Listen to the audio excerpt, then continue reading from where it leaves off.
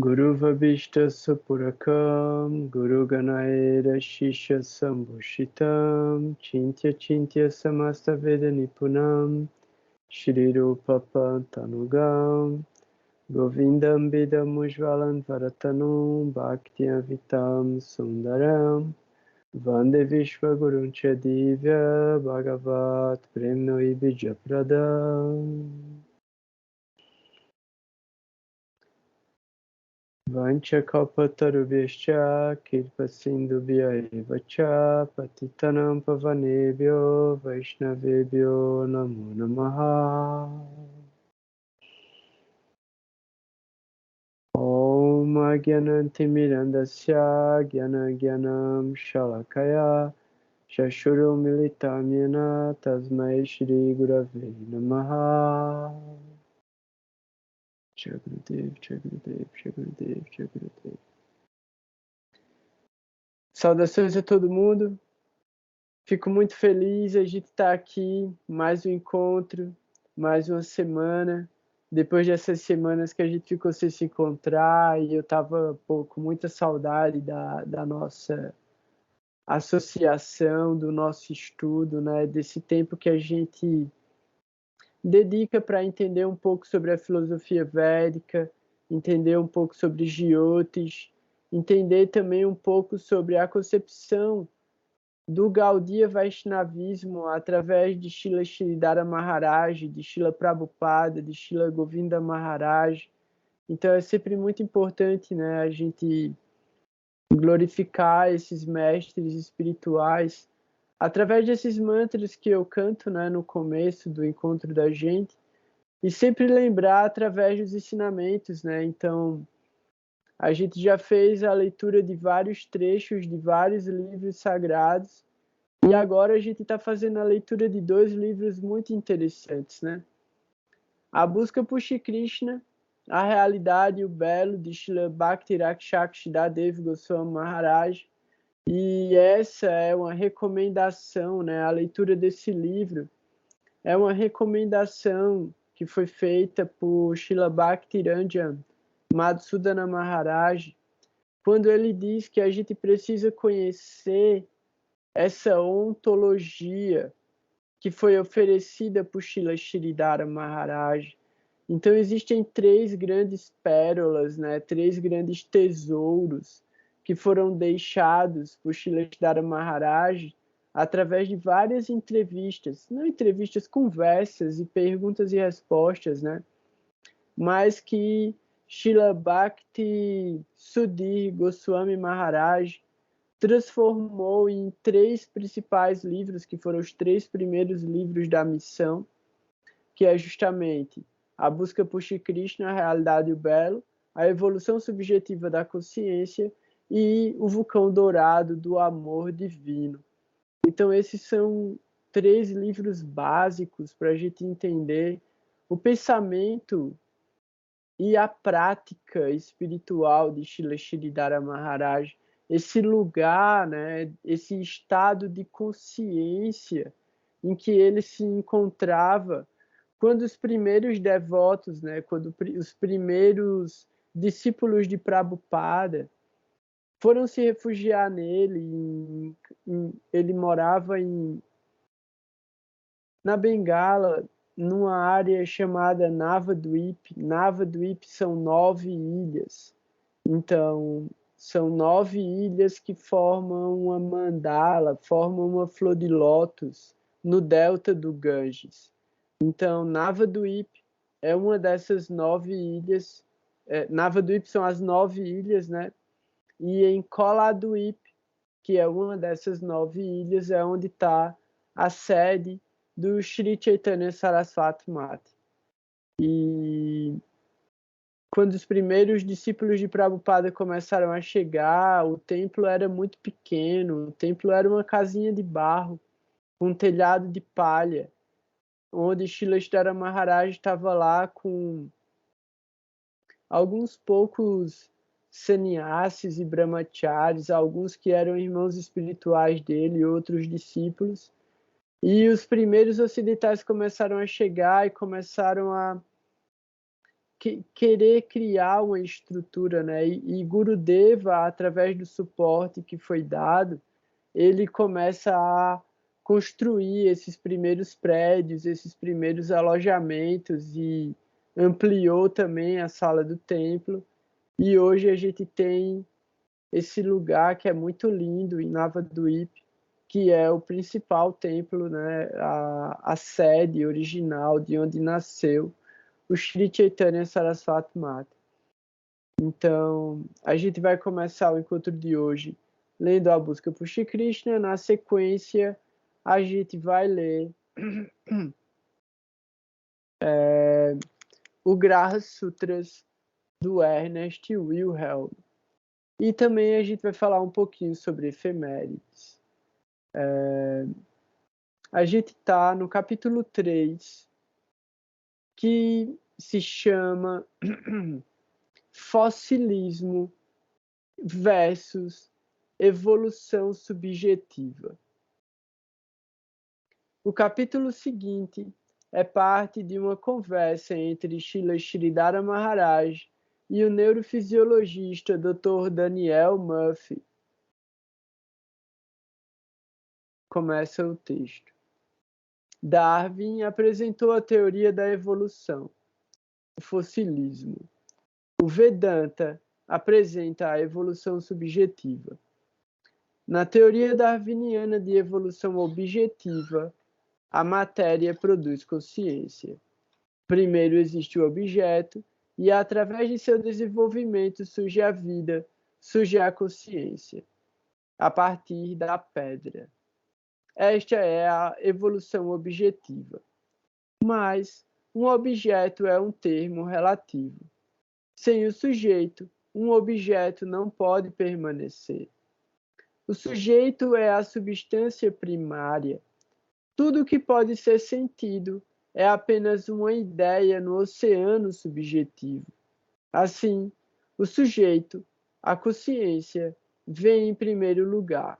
O objeto, o grosseiro, procede do sutil. E é engraçado, né? Porque assim, isso é física quântica. Isso são as experiências do mundo quântico. Sem a consciência, sem o observador, não existe o fenômeno, não existe a matéria. E Srila Maharaj está falando de uma maneira muito simples, assim, tipo, ó, é assim. Tipo, não tenha dúvida a respeito disso, é muito simples. E aí ele continua.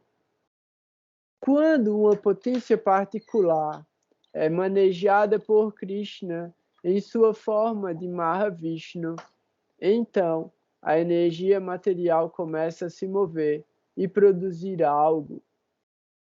Maya Dyakshena Prakti Suyate Sacharacharam. O primeiro produto é um ego geral. A experiência deste mundo se desenvolve a partir do ego. Quando o ego entra em contato com o modo da ignorância, a forma é produzida. Olha só, isso aqui é extremamente importante, hein? O primeiro produto é um ego geral. Então, é um ego disperso e não individualizado. É um ego geral. É uma consciência diferenciada da origem, mas que ainda não se define como individualizada. Então, o primeiro produto é um ego geral. A experiência deste mundo se desenvolve a partir do ego. Então, esse ego é o que gera a experiência. Então, ele é o ambiente onde vai acontecer a experiência. Quando o ego entra em contato com o modo da ignorância, a forma é produzida. Então, o modo da ignorância, ele está dentro desse lugar de energia que vai se transformar em matéria. E quando o ego, e aí já individualizado, se conecta com essa ignorância, as formas se produzem, as formas se manifestam. Quando ele entra em contato com o modo da bondade, o sol e a luz são produzidos. quando o falso ego entra em conexão com os três modos da natureza, ocorre uma trifurcação, criando-se os objetos dos sentidos, os sentidos materiais e o poder da percepção sensorial. Assim, do sutil surge o grosseiro. O fantasma de Darwin. Esta é a evolução vedântica, mas a teoria de Darwin diz que a partir do grosseiro surge o sutil. Atualmente as pessoas são favoráveis à teoria de Darwin, de que a pedra produz consciência. Então, nessa época ainda não estava realmente provado cientificamente, né, o campo quântico, a realidade quântica. Certo. Atualmente as pessoas são favoráveis à teoria de Darwin de que a pedra produz consciência. A evolução objetiva de Darwin nos engoliu. Embora externamente a rejeitemos, a odiemos, ainda assim, o fantasma da teoria de Darwin devorou a todos. Portanto, é difícil fazê-los entender que a consciência é mais preciosa que a pedra. É fácil para a consciência produzir pedra. É difícil para a pedra produzir consciência. A consciência é mais valiosa. A pedra é menos valiosa. Assim, uma coisa mais valiosa pode produzir uma coisa menos valiosa, mas é difícil explicar como uma coisa menos valiosa possa produzir algo mais valioso. Pais fósseis. Os cientistas materiais pensam que o sutil procede do grosseiro. Isso é virar as coisas de cabeça para baixo.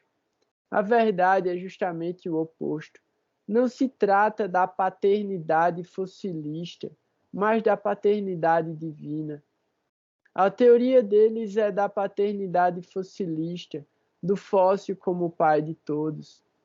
Os cientistas acreditam que tudo se move para cima. Isto é incorreto.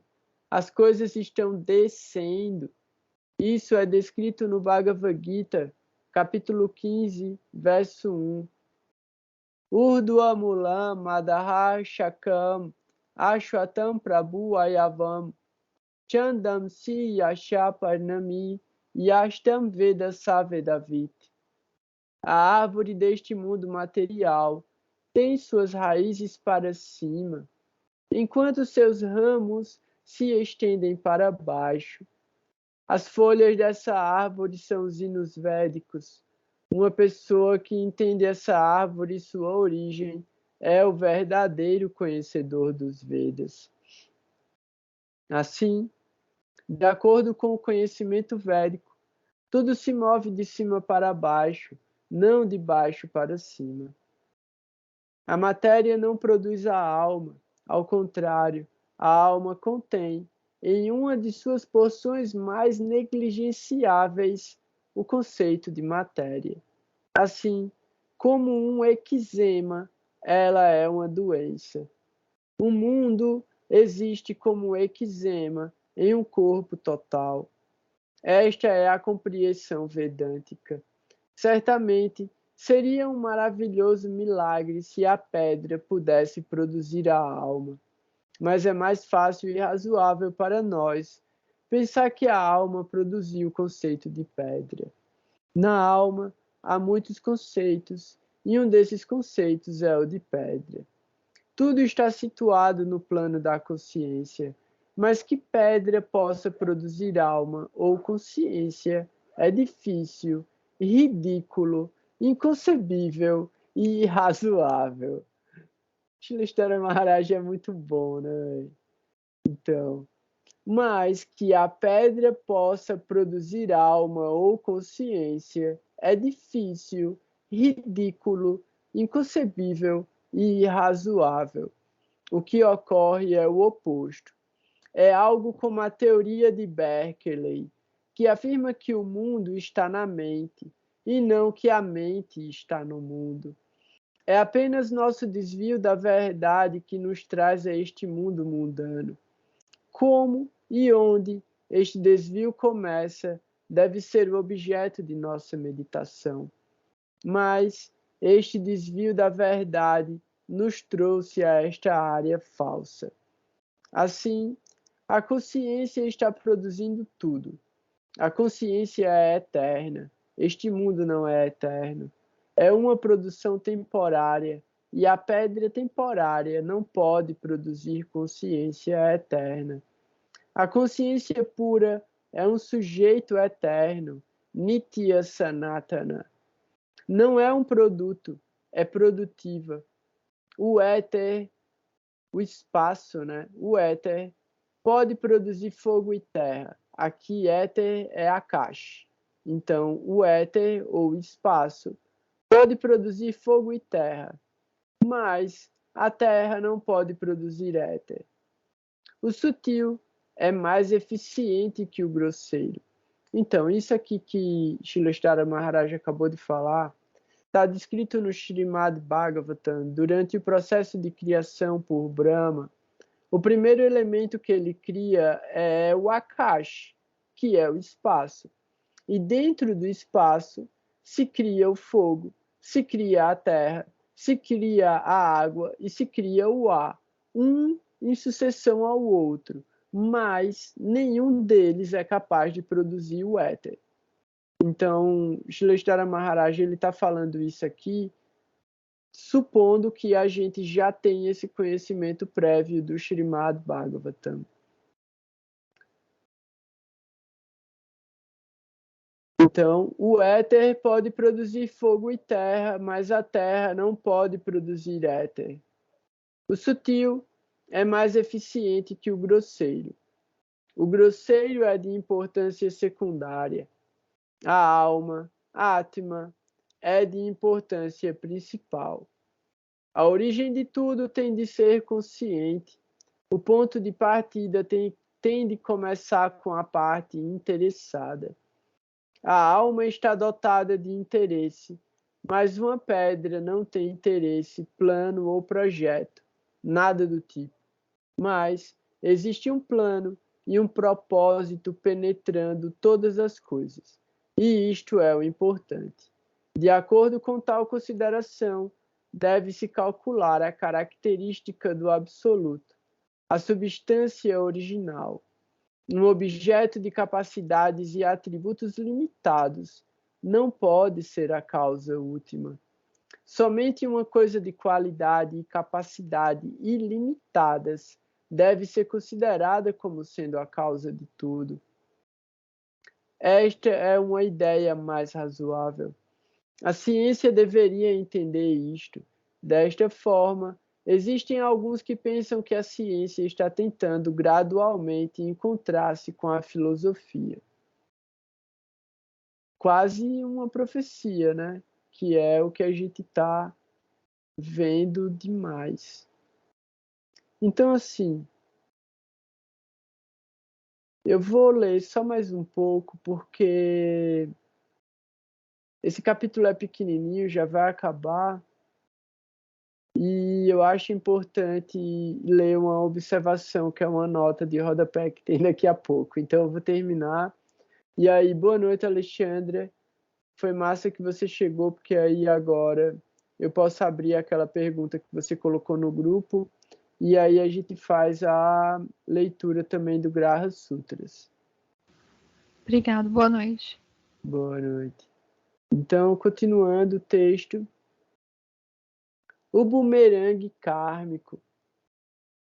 A ciência material está apenas aumentando a circunferência do mundo mortal, mas aumentar a tendência de exploração não pode nos ajudar.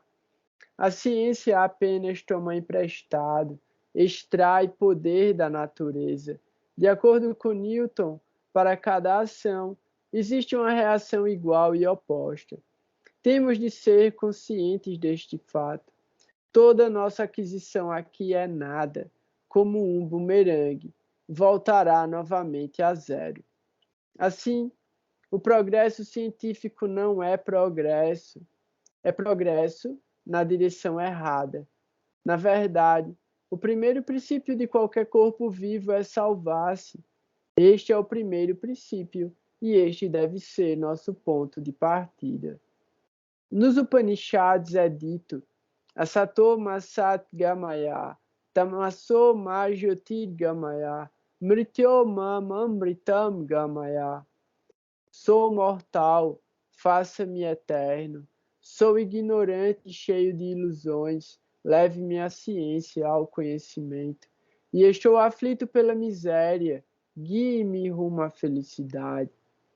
Devemos começar nosso trabalho de pesquisa nestas 3 fases: como salvar a nós mesmos e salvar o mundo, como remover a escuridão e alcançar a luz, e como remover a miséria e saborear o néctar, a doce vida da eternidade, conhecimento e bem-aventurança. Satchitanandam, Satyam Shivam Sundaram. A ciência devora a si mesma. Esta deve ser a linha de nossa pesquisa. Todas as demais indagações são falsas. Esta assim chamada pesquisa científica é uma caça ao ganso selvagem, é suicida. Os pesquisadores atômicos logo provarão que este tipo de ciência devora a si mesma, suga seu próprio sangue. Ela viverá alimentando-se de sua própria carne e da carne de seus amigos. O conhecimento científico material não é conhecimento. Devemos nos familiarizar com a compreensão vital do conhecimento puro e real. Devemos nos absorver e a outros naquele conhecimento, remover a escuridão e trazer a luz, remover a miséria e estabelecer a paz eterna. Ciência significa não estender a jurisdição da exploração, sabendo completamente bem que haverá uma reação. Estendendo o espaço da exploração, certamente também seremos explorados. Se uma pessoa consciente da ofensa comete a ofensa, então ela é sobrecarregada com mais punição. Portanto, o chamado avanço científico é suicida, e isto é claramente provado. Atualmente, os países líderes do mundo estão ameaçando uns aos outros com armas atômicas, o mais elevado produto dos cientistas. Bomba de nêutrons, o raio da morte. Qual a diferença entre a bomba atômica e a bomba de nêutrons? A bomba de nêutrons é algo como um raio da morte, que mata as pessoas, mas não destrói os prédios. Bomba de nêutrons, o homem será morto, as casas, os prédios e tudo mais ficará intacto. A cama permanecerá, os móveis, tudo mais permanecerá, mas apenas a vida irá embora e os corpos apodrecerão. Este é o efeito da bomba de nêutrons. Aqueles que emergirem vitoriosos virão desfrutar todas essas coisas. Terão de remover os corpos mortos e encher os lugares com seus próprios homens. Isto é a ação e reação no plano da exploração. Assim, essa é uma civilização suicida. Toda a civilização apodreceu até a base. Estão explorando a natureza para o bem aparente da sociedade humana. Mas o que ocorre é um empréstimo da natureza, que tem de ser pago centavo por centavo com juros. Porque não acreditam nisto, eles não serão poupados. Serão forçados a saldar o débito. A natureza não vai perdoá-los. A natureza está aí como um computador, calculando. Assim, esta civilização é anticivilização. Toda a coisa está podre. É uma camuflagem, uma infidelidade ao mundo da alma. Mas nossa política é diferente. Vida simples e pensamento elevado. Nossa política deve ser fazer o melhor uso de um mau negócio. De uma forma ou outra, viemos para cá. Então agora teremos de utilizar nosso tempo e energia de tal maneira que com a menor exploração possamos escapar deste mundo. E aí tem uma nota do editor dizendo que, pouco tempo após este encontro, o Dr. Murphy tornou-se discípulo iniciado de Srila Sridhara Maharaj. Jai Srila Bhakti Rakshak Dadev Goswami Maharaj Ki Jai. Jai Srila Goswami Maharaj Ki Jai. Jai Matsuda Maharaj Ki Jai. Então, assim, é muito legal, né, ler Sridhara Maharaj, porque, assim, velho, ele não tá afim de aliviar, nem de agradar, ele vai bater a real mesmo, e é isso que é. E se quiser entender, entenda, se não quiser entender também, não precisa passar amanhã, né? Então, eu estava querendo, na real, antes da pergunta da Alexandra, ler um pouquinho do Graha Sutras, porque aí o que é que poderia fazer?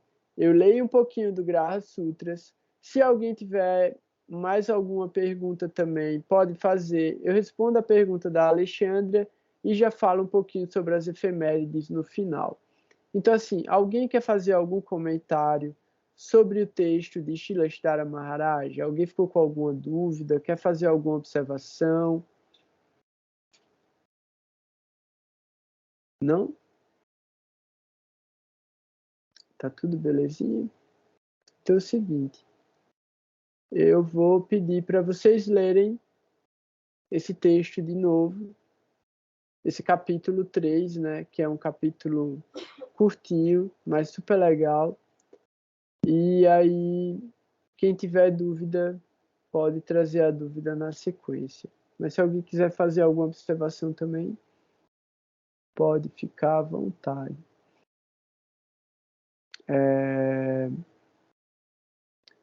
Eu queria só conferir, ver se alguém lembra. Na semana passada, eu falei sobre a Lua e o Sol, né? Eu falei sobre a Lua e o Sol. Eu parei em Marte. A gente começou a falar sobre alguns caracas dos planetas.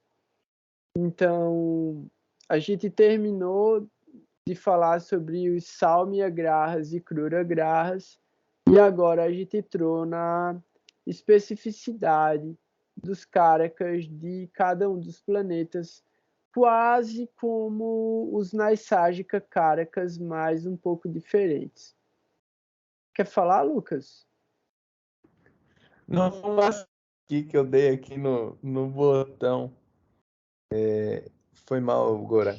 Você tinha perguntado que agora já correu o assunto aqui. Oxe, foi mal aqui, deu uma vacilada no botão aqui. Mas eu ia falar alguma coisa assim, que eu já estava vendo o Krenak falando com um cara e você lendo o texto do Srila Sridhar Maharaj, me veio aqui na mente aqui que era... Ele estava conversando com um outro cara que 6% do mundo... Pô, tô meio confuso aqui para fazer essa comparação aqui. Mas era como se, tipo assim, tinha uma pequena minoria ali de povos originários no mundo que cuidam de 80% da biodiversidade de tudo, assim. Então, tipo, essas pessoas estão completamente vivendo o espírito aqui na matéria, né? Então, tipo... E eles estavam basicamente falando sobre o capitalismo, assim, né? Sim. E não sei, você falando isso me veio na cabeça. Eu pensei de passar essa pergunta, tanto que passou, só que aí eu bati o botão aqui sem querer no microfone e ativou. Então vou só compartilhar isso aí. Mas é isso mesmo, né? O capitalismo, assim, essa parada dos cientistas, assim, todos dessa época, essas heranças que a gente tem desse colonialismo todo, assim, o quanto que empobrece o nosso espírito e a nossa experiência toda, né? Isso não é nenhuma novidade falar isso, mas a Srila Sridhar Maharaj chega com muita classe e convicção, né? Pois é, velho. E assim, e todo o embasamento possível, né? Assim, ele fala com uma segurança que não tem como você contestar, velho. Não tem onde você encontrar argumento para tentar contestar o que ele tá falando. É impressionante demais, assim. É fantástico, né? E é pesado, mas é real, pô. É para você sentir o peso mesmo, assim, dizer, meu irmão, velho, é isso. E o E essa Krenak história.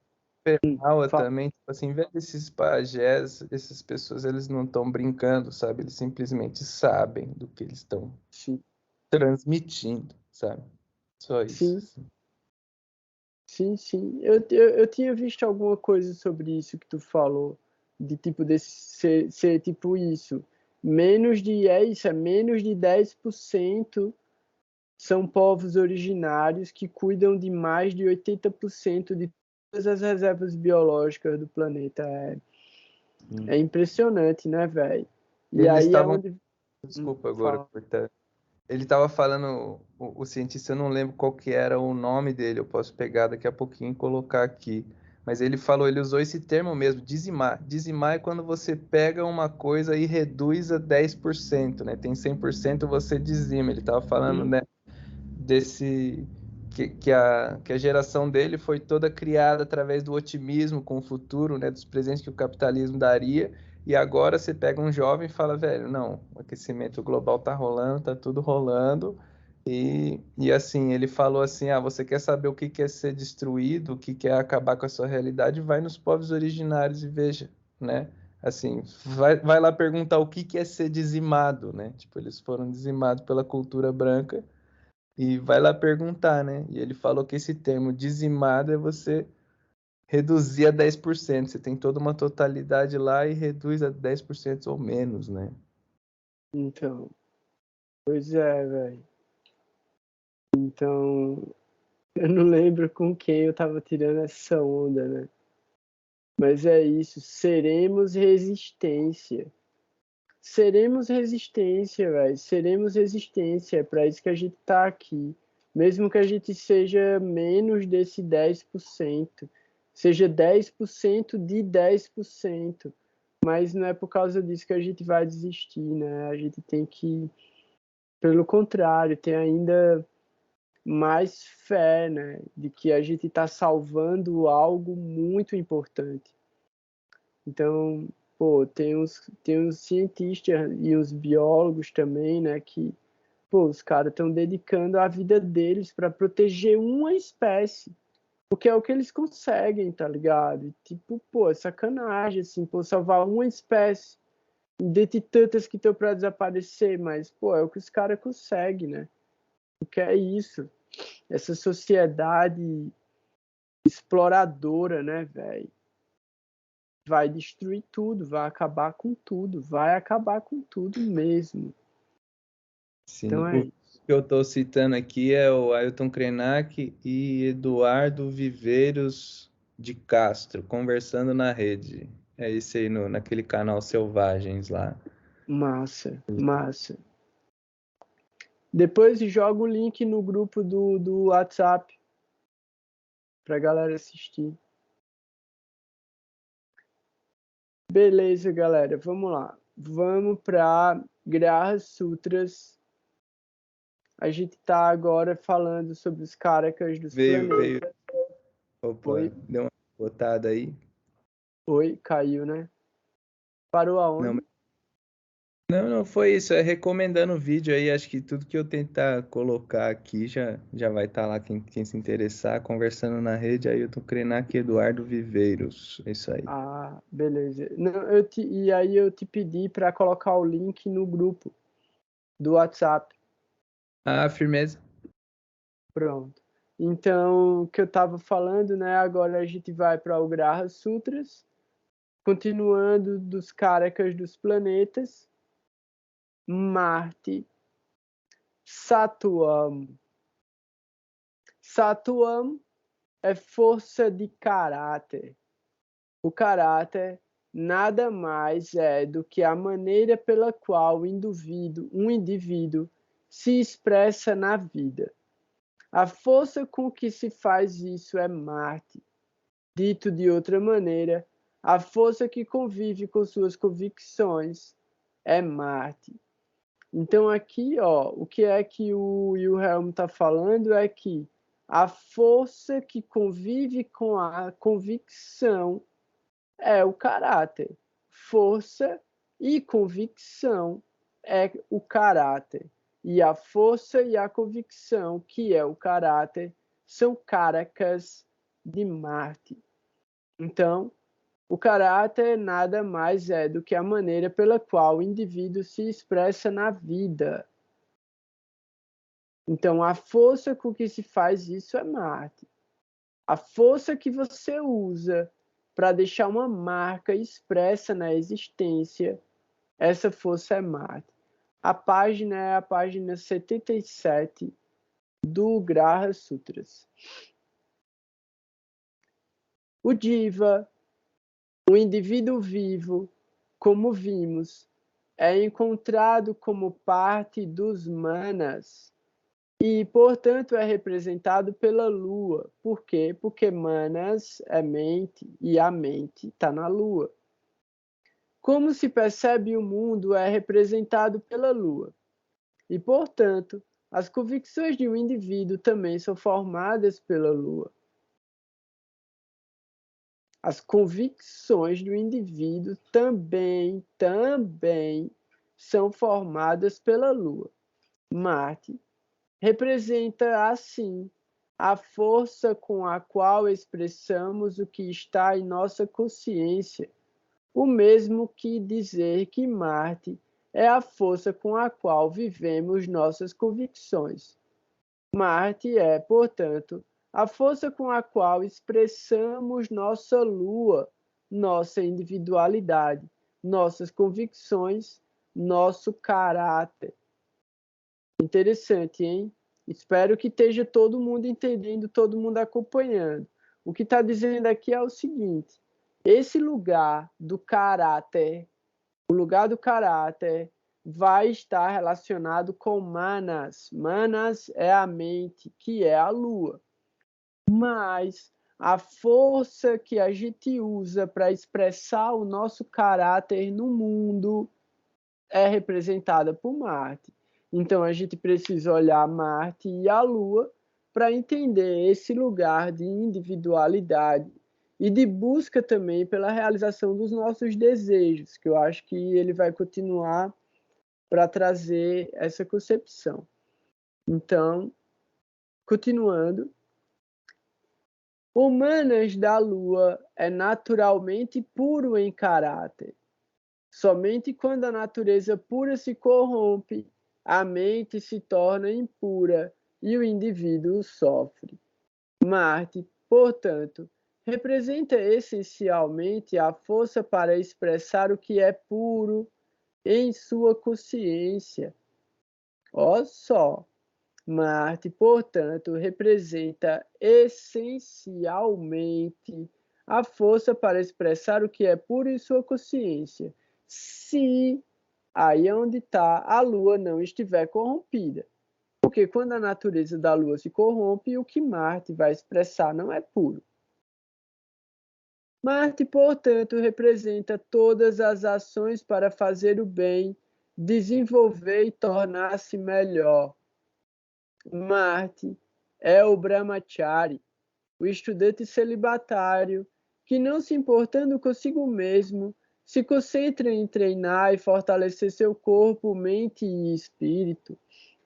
Em conclusão, Marte representa a expressão de bom caráter. Quando afligido, no entanto, o desejo de expressar a bondade pode tornar-se distorcido, ou a frustração pode se desenvolver com o resultado de que o indivíduo expressa a mesma doença que esperava que sua bondade superasse. Olha só. Quando afligido, O desejo de expressar a bondade pode tornar-se distorcido, ou a frustração pode se desenvolver com o resultado de que o indivíduo expressa a mesma doença que esperava que sua bondade superasse.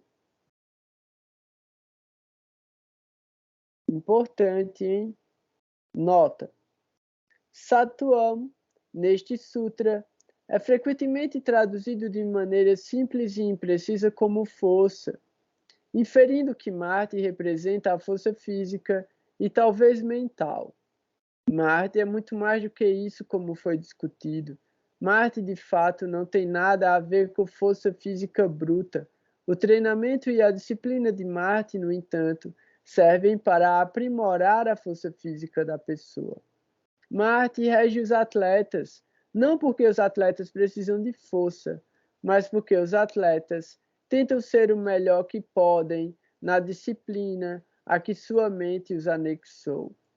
A força bruta do atleta, no entanto, vem de Vênus. Eu quero ver ele explicar isso. A força bruta vem de Vênus.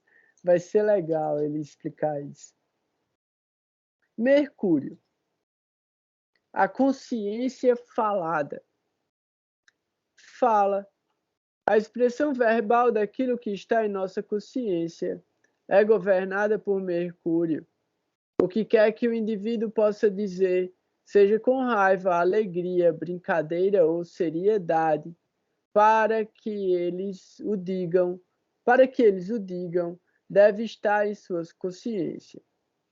Ouvir o que uma pessoa diz, não apenas quando é sério ou quando afirma estar dizendo a verdade, mas o tempo todo, revela aquilo sobre o qual sua consciência reside. O mito diz que Mercúrio é o filho da Lua. A consciência individual da qual a fala emerge é governada pela Lua.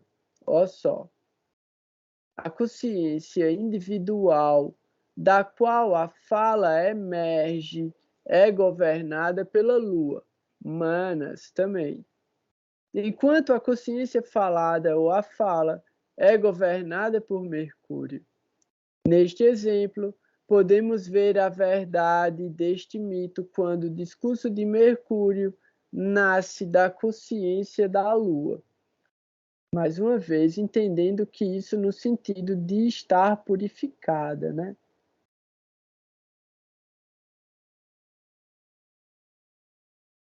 Pô, eu vou continuar lendo, porque são pequenininhos.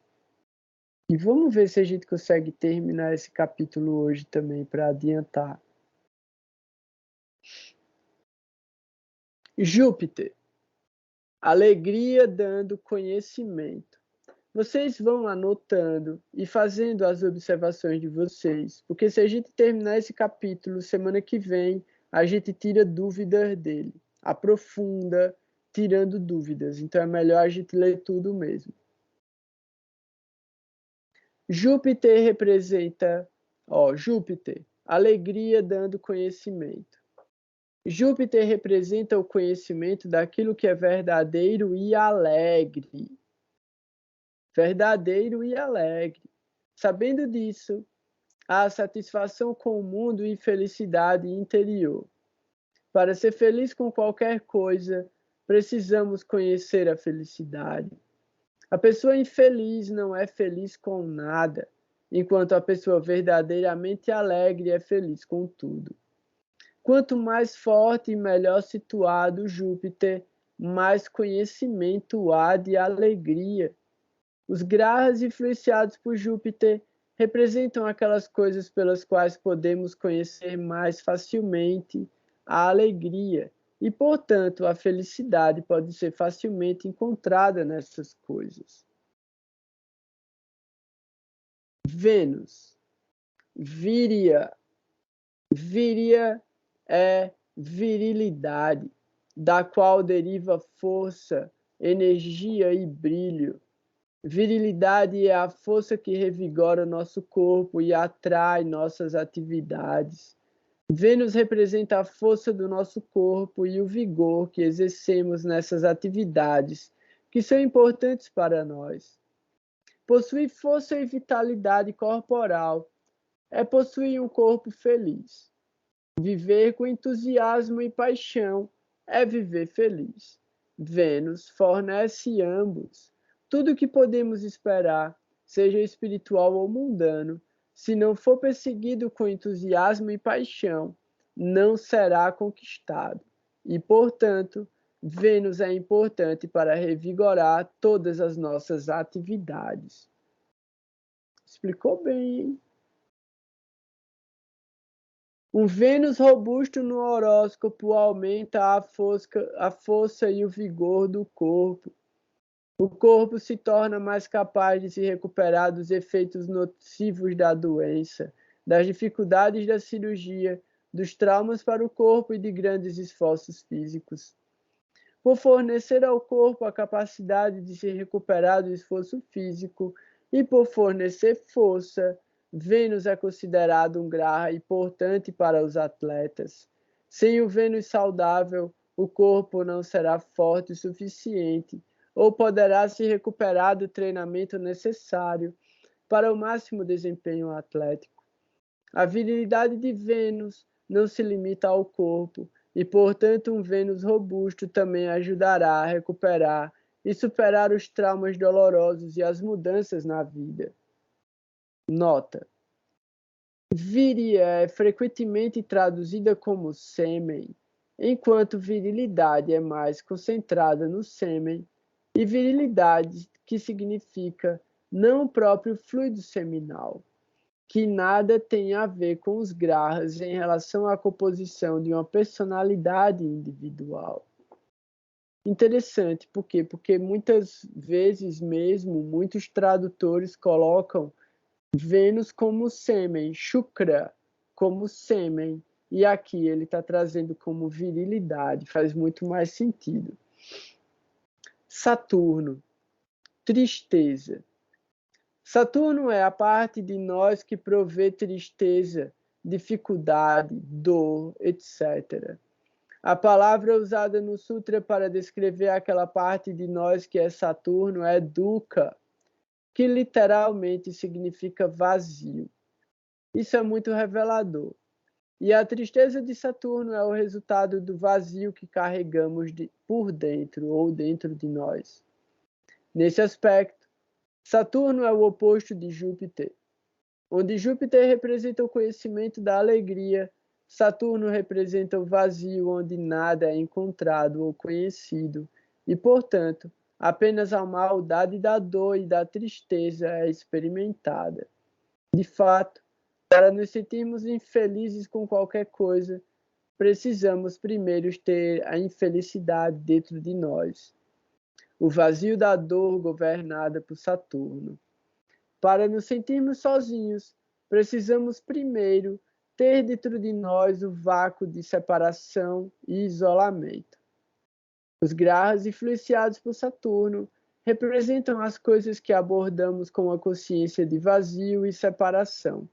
E, portanto, é muito difícil ter felicidade com essas coisas, mesmo que alguém possua essas coisas. A consciência do vazio e da separação impede que alguém as aprecie.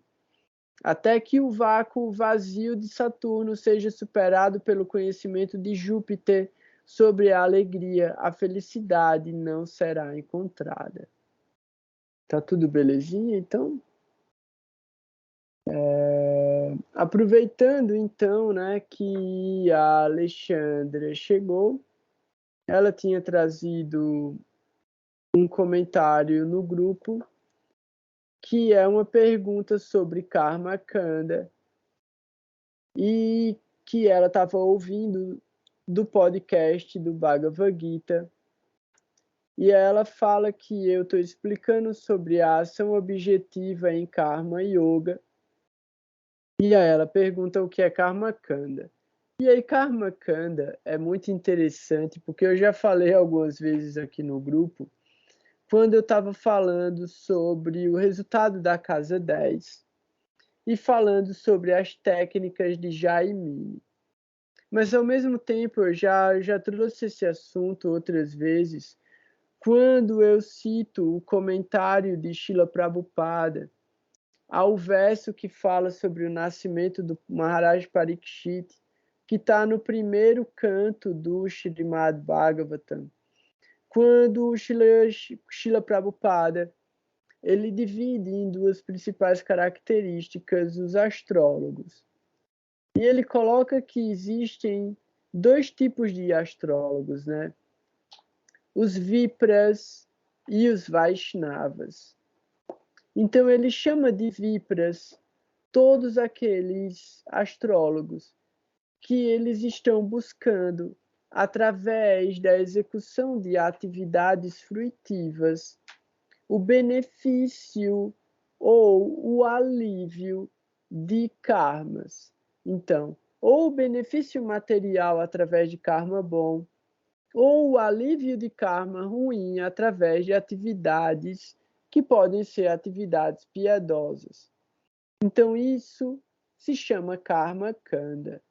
E esse processo de Karma Kanda foi desenvolvido por Jaimini. E a ideia de Jaimini era de trazer conforto para as pessoas, de aliviar o sofrimento delas na vida material. E Srila Sridhara Maharaj fala que isso não é suficiente. Srila Prabhupada fala que isso não é suficiente. Que a única coisa que pode realmente remover a miséria e o sofrimento e a dor na vida material é o conhecimento transcendental. E quando você recomenda simplesmente atividades purificatórias, você não está favorecendo o desenvolvimento espiritual dessa pessoa. Mas, aí é onde está. No capítulo 3 do Bhagavad Gita, Krishna fala que, para as pessoas ignorantes, não se deve deixar de recomendar as atividades piedosas como um processo purificatório.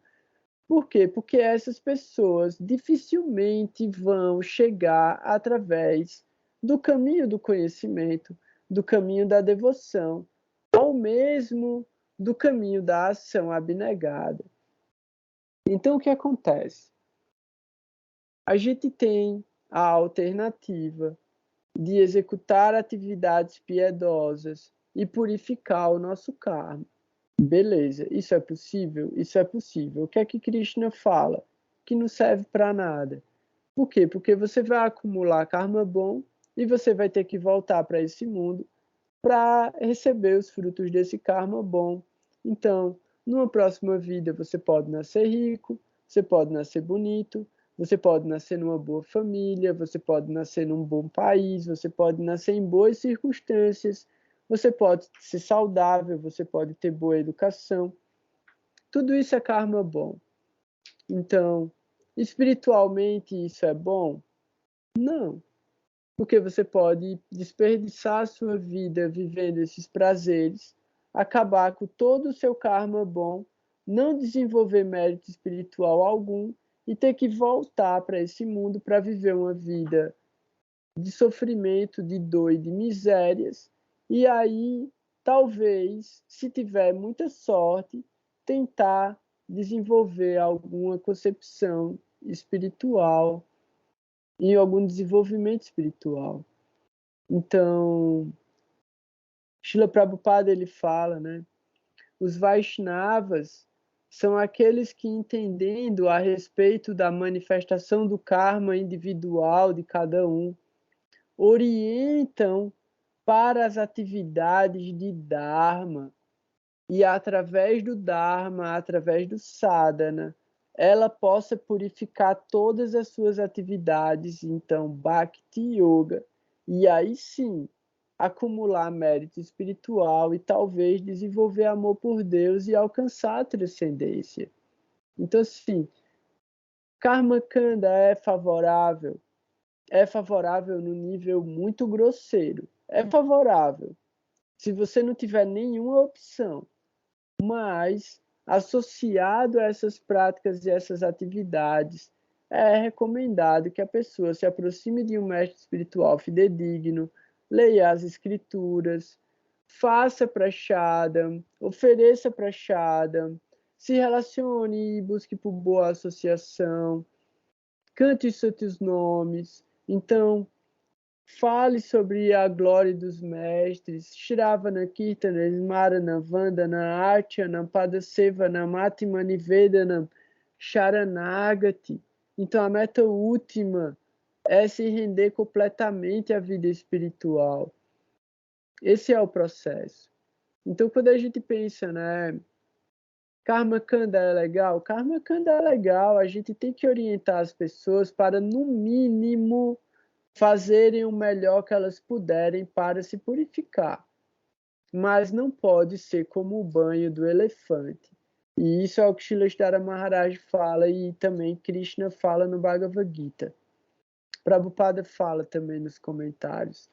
O banho do elefante é que ele passa horas e horas dentro d'água, se lavando, se lavando, se lavando, se lavando, e quando ele sai, ele rola na terra. Então, toda prática espiritual da gente, que nem é espiritual, né? Toda prática de karma kanda que a gente executa para se purificar, em uma ação equivocada, ela se perde completamente.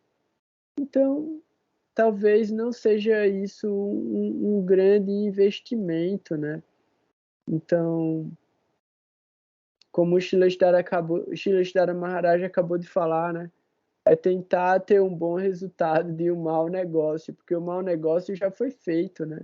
Então, qual é o bom resultado que a gente pode ter desse mau negócio, que é a vida material que a gente escolheu ter, né? Basicamente é isso. Então, é legal que todo mundo leia o capítulo 3 do Bhagavad Gita para poder entender o que é Karma Kanda e aí, na sequência, entender o que é a ação abnegada e, através da ação abnegada, entender o que é mérito espiritual. E aí é isso. A gente deixa de agir? Não, a gente vai agir. Inevitavelmente a gente vai agir. Mas a ação em Bhakti Yoga, ela gera mérito espiritual, ela não vai gerar karma, ela não vai aprisionar a gente dentro do mundo material, ela vai criar um vínculo de afeto e de apego com a transcendência, com o serviço devocional. E isso é realmente importante para o nosso progresso. Então, fico muito feliz, né, que a Alexandra está acompanhando o Bhagavad Gita. Uma das coisas que eu estou organizando para voltar é o estudo do Bhagavad Gita online. E vou fazer um estudo presencial aqui em São Francisco. Então, eu vou transmitir o estudo presencial para quem não vai estar presente, né? Então, vai ter mais um estudo do Bhagavad Gita aí online. E aí também a gente vai ter alguns encontros de filosofia que vão voltar a acontecer. Vou tentar também fazer algumas transmissões sempre que possível pelo Instagram. Então, trazer alguns temas feitos eu fiz lá atrás no Instagram e a gente poder conversar um pouco. A gente vai voltar aos sábados, né? Eu já falei a data, agora em setembro. A gente volta nossos encontros aos sábados, às 5 da tarde. Também para estudar astrologia, mas estudar astrologia já com uma metodologia de interpretação, pegando a base que a gente já tem, né? Espero que todo mundo já tenha uma base boa, então a gente vai dar uma esticada mais e aprofundar, né? Tentar trazer mais próximo da gente essa sensibilidade, essa intuição que é tão necessária para a gente interpretar as posições, né? Interpretar os efeitos que os planetas podem estar dando no mapa, nos trânsitos, avaliar os dashas também, né? Então, para não ficar muito tarde também, para não ficar muito cansativo, né? Eu gasto muito o juízo de vocês, né? Ninguém consegue nem falar. Vamos falar um pouquinho sobre as efemérides. E é legal, né, como a gente vem fazendo, a gente pega um ponto das efemérides e aí na semana que vem a gente fala sobre outra coisa, na outra semana a gente fala sobre outra coisa. E eu acho que a coisa mais importante que aconteceu, né, agora, essa semana e que vai durar aí algumas semanas, é a retrogradação de Mercúrio.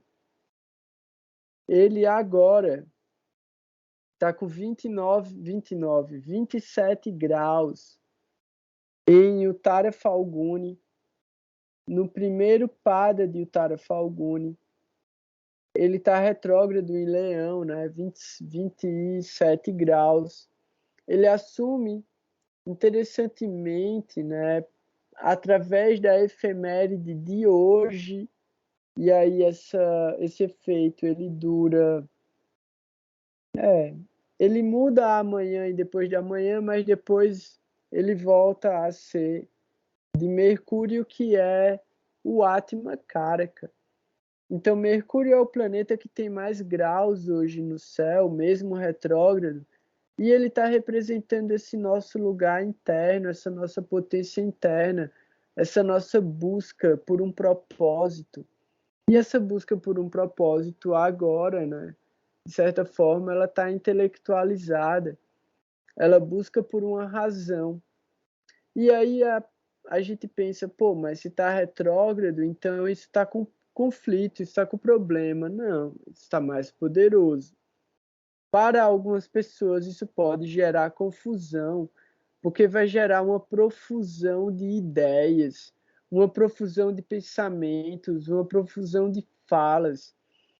Pode gerar até mesmo um lugar onde a gente não consegue se colocar para se expressar.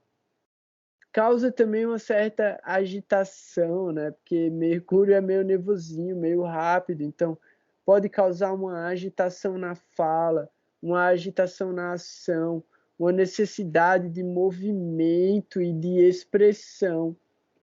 E é muito legal, né, pensar que se a gente está relacionando isso com a nossa capacidade de buscar e entender sobre a transcendência, sobre a vida espiritual e mesmo praticar algum sadhana, talvez seja legal aproveitar para falar sobre a filosofia, falar sobre a nossa prática, falar sobre a nossa realização. Durante essa retrogradação de Mercúrio, que a gente consiga colocar para fora o resultado da nossa busca espiritual. Então,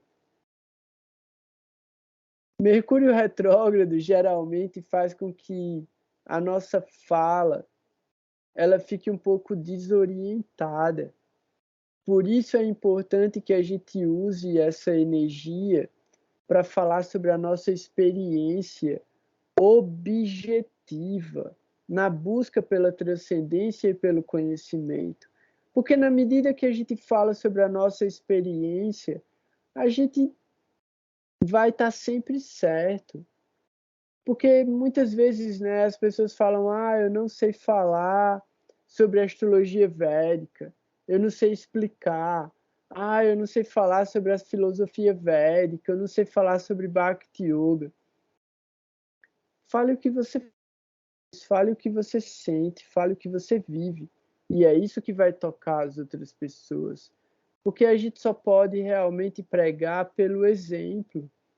Então é vivendo o exemplo que a gente pode mudar as pessoas, mudar a nossa vida, mudar o nosso meio ambiente.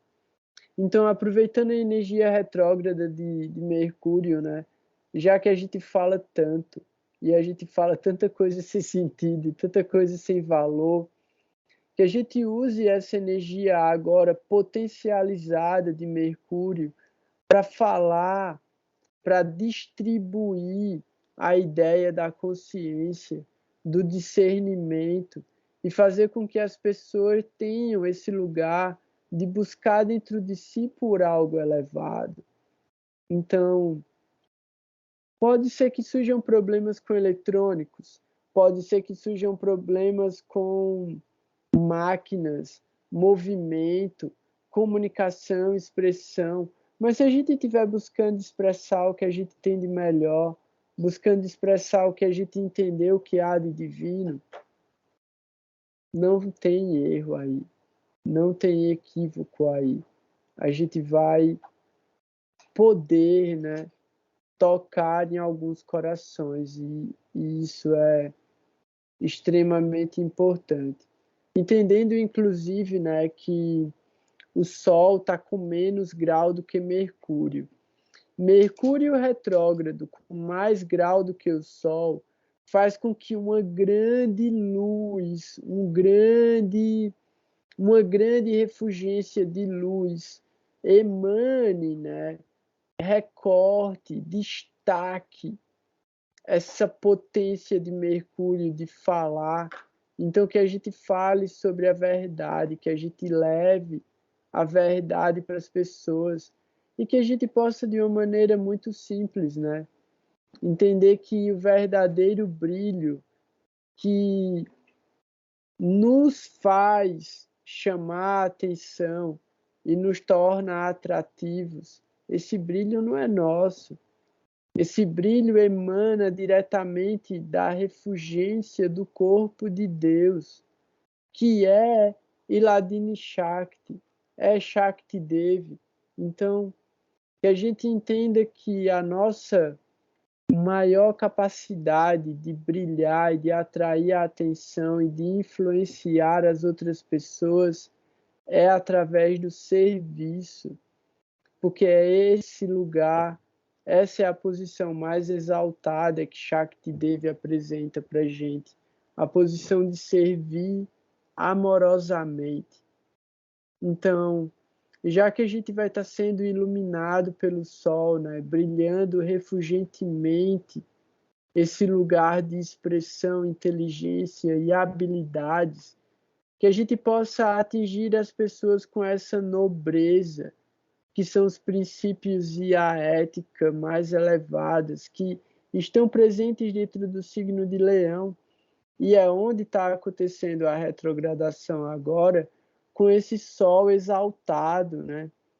O sol muito poderoso dentro do seu próprio signo, favorecendo boas qualidades. Então, que cada um olhe onde está o signo de Leão no mapa, né? Qual é a casa onde está o signo de Leão, e pensar como você pode expressar essas qualidades divinas dentro desse ambiente da vida, olhando também para o Shakti Drishti, que está indo diretamente para Saturno retrógrado em Aquário. Então, essas duas áreas da vida estão sendo afetadas. Essas duas áreas da vida vão estar sendo ativadas diretamente pela retrogradação de dois planetas que são amigos, Mercúrio e Saturno. Então, Saturno vai beneficiar aqueles que forem austeros, humildes, que sempre trabalhem, né, em prol do benefício de todas as pessoas. Não necessariamente você dá tudo o que você tem, mas que tudo o que você faça não seja buscando por um resultado hedonista e egoísta. Então, esse lugar de Saturno está sendo muito positivo para muita gente. Então, como a gente pode distribuir as bênçãos, que as nossas austeridades possam vir para nós, que a gente distribua essas bênçãos para todas as pessoas, para que elas se multipliquem. Então, tudo aquilo que a gente puder compartilhar vai se tornar abundante. E isso porque, logo mais, isso é assunto para a semana que vem, Júpiter fica retrógrado e aí a coisa fica maluca. Por quê? Vênus está retrógrado, Mercúrio está retrógrado, Saturno está retrógrado, Júpiter vai ficar retrógrado. Então, 4 planetas retrógrados, vai ser alegria. E aí a gente vai ter que ver se até os eclipses, quais deles deixam de estar retrógrados, entendendo que a gente vai ter 2 eclipses em outubro. Então, até outubro, talvez as coisas comecem a melhorar bastante. Para quem tiver méritos, para quem tiver bom karma. Por quê? Porque o período de retrogradação pode ser um período de bênçãos para todo mundo que tem bom karma com os planetas que estiverem retrógrados. Mas quem não estiver agindo no Dharma, quem não estiver agindo corretamente, provavelmente vai passar por alguns processos purificatórios durante o movimento retrógrado, porque é assim que funciona esse cálculo da justiça material.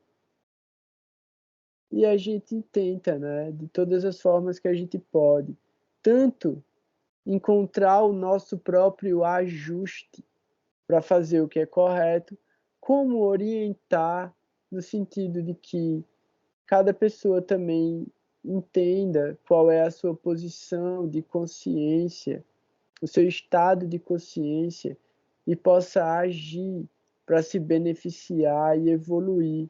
E aí, dessa forma, favorecer todos que estiverem próximos. Então, eu acho que é isso de efemérides também. Vamos guardar também um pouquinho para semana que vem. Quero mais uma vez assim agradecer de todo o coração a oportunidade que vocês me dão de estar aqui, de fazer a leitura dos textos sagrados, lembrar de Gurudeva, lembrar de Srilestara Maharaj, lembrar de Prabhupada e poder fazer algum serviço, né? Já que eu não posso fazer mais, que isso seja de grande valia, né? Porque a gente possa aproveitar muito esse tempo que a gente fica junto e que ele seja sempre de qualidade, né? E semana que vem eu conto mais um pouquinho das coisas legais que estão acontecendo, muita coisa importante mesmo. A gente vai ficar cada vez mais tempo junto e muita coisa boa venha para todo mundo. Desejo muita felicidade mesmo, muita abundância, muita prosperidade, muita misericórdia para todo mundo. Vocês estão sempre nas minhas orações e sempre que eu puder eu vou fazer o que for possível para intervir no benefício de todo mundo.